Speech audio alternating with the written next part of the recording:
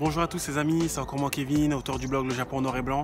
Aujourd'hui j'aimerais parler des choses qui me font aimer le Japon. J'apprécie énormément la propreté au Japon, les rues japonaises sont extrêmement propres, mythe manger par terre. Mais la plus grosse complainte des étrangers, c'est qu'il est très difficile en fait de trouver des poubelles au Japon. Le problème au Japon, c'est pas qu'il n'y a pas de poubelles, c'est que les poubelles sont extrêmement rares et extrêmement régulées. C'est-à-dire qu'il n'est pas rare de trouver au Japon des poubelles dehors avec des cadenas en fait dessus. Avoir vécu plus de 2 ans au Japon, je sais un peu de quoi je parle, notamment quand j'avais mon appartement. Premier jour, en fait, la femme, ma propriétaire, m'a donné une fiche avec les explications des traitements des ordures. Le pied, c'était marqué, par exemple, le lundi, c'est le jour du plastique, le mardi, c'est le jour des combustibles. En fait, il y avait un jour pour tout au Japon, pour les ordures. Je pouvais pas arriver, prendre un sac, mettre mes déchets et les balancer comme ça dans la poubelle. Moi, j'ai rien contre ce système, mais le seul bémol, c'est quand tu veux te débarrasser d'ordures, par exemple des gros encombrants, comme un frigo, un meuble, c'est extrêmement compliqué. Par exemple, moi, quand je voulais déménager, j'ai extrêmement galéré à me débarrasser de mes ordures, de mes meubles, de mon futon et tout ça. Le système pour se débarrasser des gros encombrants, on doit d'abord appeler la mairie.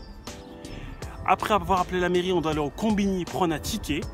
Un ticket, par exemple, c'est un frigo. Si c'est un frigo, on doit prendre un ticket qui coûte 2000 yens ou 3000 yens. Oh, pour se débarrasser des déchets au Japon, c'est une vraie prise de tête. Des Japonais, pour pas se prendre la tête, ils vont sous les ponts, ils balancent les vélos, ils balancent les futons, des trucs comme ça. Franchement, il n'est pas rare. Hein.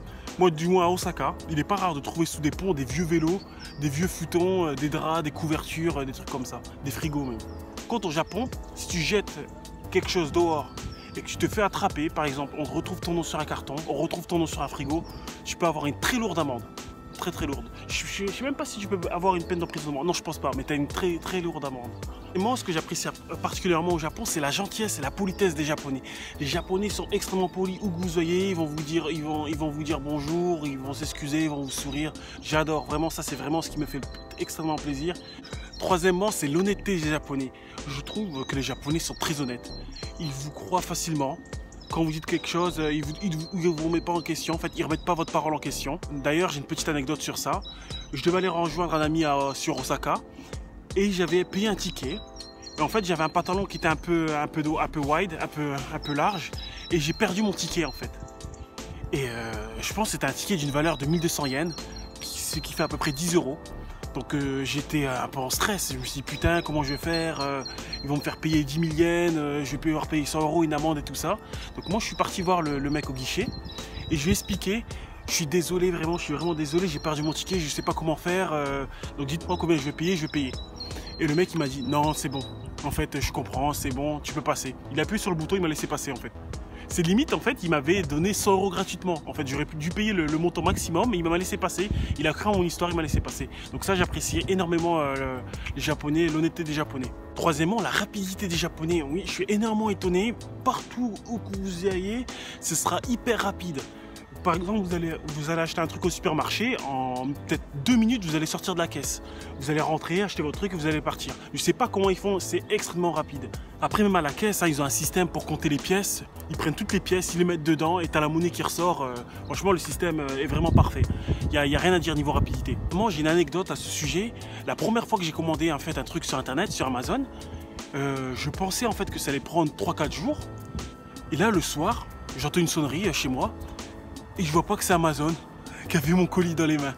En fait, j'avais commandé un truc le matin, le soir il s'était déjà arrivé. Franchement, c'est du jamais vu en France. Hein. Vraiment, c'est du jamais vu. Pas qu'en France, même à l'étranger. Hein. En fait, je pensais même qu'ils avaient utilisé un drone pour me livrer le colis. Hein, aussi au niveau administratif, médical, notamment moi j'ai des problèmes de vue. Je vais aller en urgence en fait chez l'ophtalmo. Donc en général en France, pour avoir un rendez-vous chez l'ophtalmo, ça prend quoi? 6 mois, 5 mois, ça met énormément de temps en France. Et là au Japon, en même pas une après-midi, j'avais déjà eu mon rendez-vous. Qui dit rapidité, dit ponctualité. La ponctualité au Japon, c'est vraiment quelque chose de sacré. Notamment les trains, ils sont vraiment très ponctuels. Il est vraiment rare de trouver un train en retard. Par exemple, moi je sais que je suis allé plusieurs fois à sur Paris. Les trains sont tout le temps en retard, le RER il est tout le temps en retard. Ça nous met sous stress. Mais au Japon, non, ça n'arrive pas. S'il y a un retard au Japon, ça veut dire qu'il y a quelqu'un qui a sauté. J'ai sauté, ça veut dire que c'est quelqu'un qui s'est suicidé en fait. Rares sont les retards dus au train, les retards matériels. Souvent, c'est un suicide. D'ailleurs, pour petite info, pour ceux qui ne le savent pas, quand vous vous suicidez au Japon, en fait, Vous pensez que vous allez vous en tirer comme ça? Même quand vous vous suicidez, votre famille en fait va devoir payer les dégâts que vous avez fait. Ça veut dire en fait elle va devoir payer pour tous les gens que vous avez mis en retard. En général, je pense qu'on m'a dit c'était quelque chose comme les 100 000 euros. Ouais, dans les 100 000 euros, si je me trompe pas, ouais.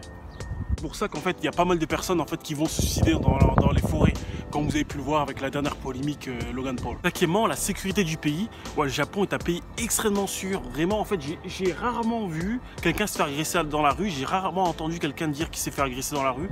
La nuit, je marche, je sens rien, je peux avoir mon baladeur, je peux avoir mon PC portable dans les poches, il va jamais rien m'arriver. J'ai une petite anecdote sur ça.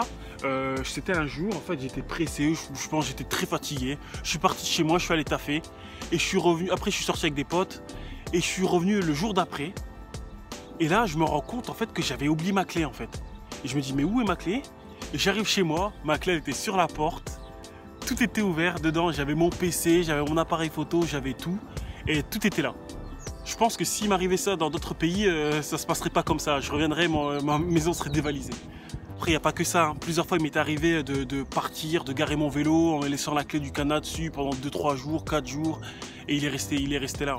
Donc ça, j'adore. Vraiment, ça, c'est vraiment la sécurité au Japon. C'est vraiment quelque chose de sacré. Alors, on le ressent bien aussi dans la rue. Il y a énormément de policiers. Hein. Il y a des policiers partout. Il y a des gardiens partout. Même à l'université, il y avait des gardiens de garage à vélo. Tu as des gardiens pour tout. En fait. Septièmement, la langue japonaise. J'apprécie particulièrement la langue japonaise, notamment les différents dialectes.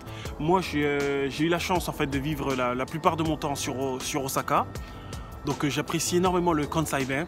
Le Kansai-ben, pour ceux qui ne connaissent pas, en fait, c'est un dialecte qui est parlé dans le Kansai, notamment à Osaka. Le Kansai-ben est plutôt populaire au Japon parce que la plupart des grands comiques japonais utilisent le Kansai-ben. Vous avez l'habitude en fait de regarder les dramas, de regarder des animés et tout ça, il pourrait que vous n'ayez jamais entendu le Kansai-ben. Parce qu'en général, dans les dramas, dans les mangas, ils parlent le Tokyo-ben, le Kanto-ben. Donc voilà. Huitièmement, la facilité de gagner de l'argent au Japon. Moi, je trouve qu'il est extrêmement facile de gagner de l'argent au Japon. Je ne sais pas comment ça se fait, comment leur système est fait, mais il est extrêmement facile de gagner de l'argent au Japon. Rares sont les personnes qui n'ont pas de taf, en fait, au Japon. Je pense que le taux de chômage est très très bas. D'ailleurs, si vous venez au Japon, vous allez vite le comprendre. Hein. Vraiment, il y a des emplois pour tout. L'emploi qui m'a le plus choqué, en fait, c'est la personne qui travaille dans l'ascenseur. Son job, en fait, c'est d'appuyer sur le bouton d'ascenseur quand vous rentrez dedans. Ça, j'ai trouvé ça énorme, en fait. D'ailleurs, j'ai une petite anecdote à ce sujet. C'était mon premier entretien que je passais.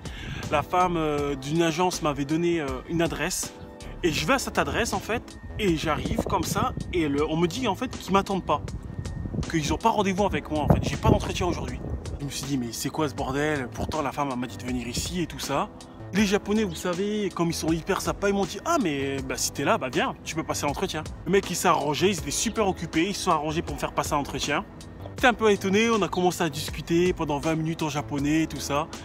Et à la fin, en fait, il m'a dit « Bon, ok, c'est bon, t'es embauché. » Et le truc que je savais pas, en fait, c'est qu'en sortant, il y a la femme de l'agence qui m'a appelé et elle me sort « Kevin-san, gomenne, homani gomenne » pour me dire, en fait, qu'elle s'est trompée d'adresse et qu'en fait, j'étais parti pour un entretien où on m'attendait pas en fait.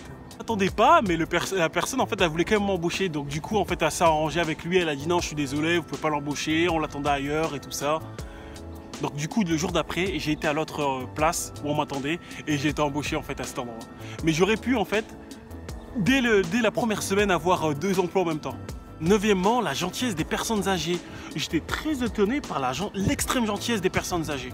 Il m'est arrivé plusieurs fois qu'on s'assoit à côté de moi dans le train et qu'on commence à me taper la discute, on me demande d'où je viens et tout ça. Quand je m'entraînais dehors chez des street workouts, il y a plusieurs fois des vieux japonais qui sont venus me donner des conseils, comment m'entraîner, comment muscler mes pectoraux, comment muscler mes bras. Même si eux, ils n'avaient pas le physique, hein, mais ils aiment tellement me donner des conseils et donc j'apprécie énormément la gentillesse des Japonais. Plusieurs anecdotes à ce sujet. Bon, je vais commencer par la première. La première, c'était je venais juste d'arriver en fait sur Osaka. Et on était perdu avec un de mes potes et il y avait une vieille femme en fait qui marchait. On lui a demandé la route. Elle nous a dit ok, vu qu'elle savait pas comment nous expliquer en anglais et tout ça. À l'époque, j'avais pas un bon niveau de japonais. Elle nous a dit ok, je vais vous amener. Pendant 1 heure, elle a marché avec nous. Elle nous a amené à l'endroit qu'on devait aller, à notre destination. Et après ça, elle nous a donné un gâteau à chacun de nous. Elle a dit voilà un petit omiyage, donc voilà, merci, bonne journée, bonne continuation au Japon. Ça m'a vraiment extrêmement touché. Parce que je venais juste d'arriver au Japon, ça m'a de suite donné le ton du pays, montrer la gentillesse des Japonais, la gentillesse des personnes âgées au Japon. Dernièrement, j'aimerais parler en fait du silence du pays. Vraiment, hormis les gros quartiers comme Shibuya, Harajuku, Namba et tout ça, le Japon est un pays extrêmement silencieux, je trouve.